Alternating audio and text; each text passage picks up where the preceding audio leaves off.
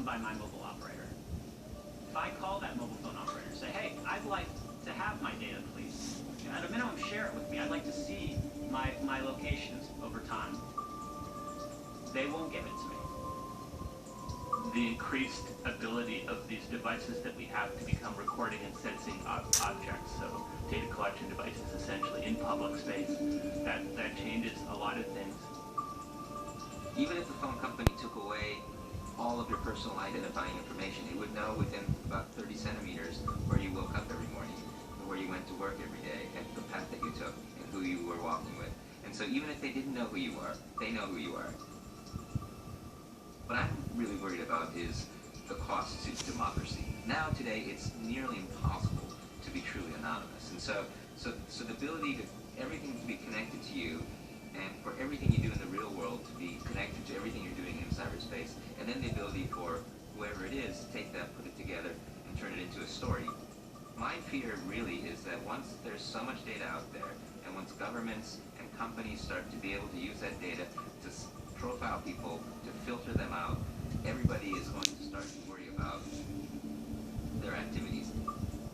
We're at a very, very important point where I think our society has come to realize this fact and just begun in earnest to debate the implications of it. You have, I think, an attitude in the NSA that they have a right to every bit of information they can collect.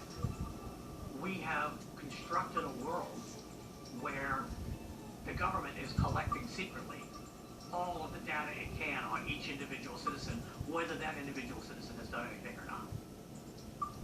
They have been collecting massive amounts of data through cell phone providers, internet providers, that is then sifted through secretly by people over whom no democratic institution has effective control.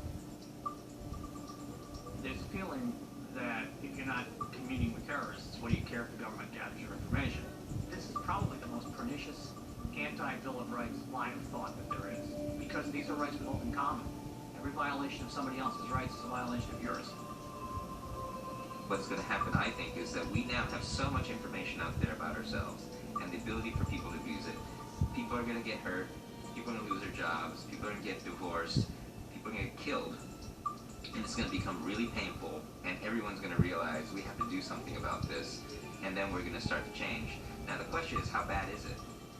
You can't have a secret operation validated by a secret court based on secret evidence in a democratic republic. So the system closes and no information gets out except it gets leaked or